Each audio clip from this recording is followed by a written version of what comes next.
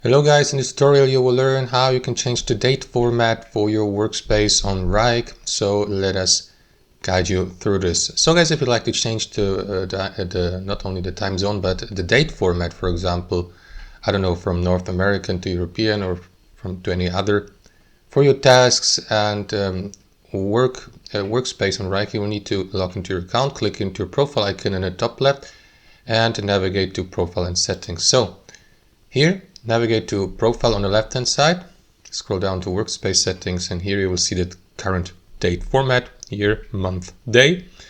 Click into that drop down menu and choose one of the available ones. I'm going to switch to the European format, day, month and year, and then click into save changes. Check the example below, which is May 25th 2026, or that one here, and that's the date format I would like to use for my workspace.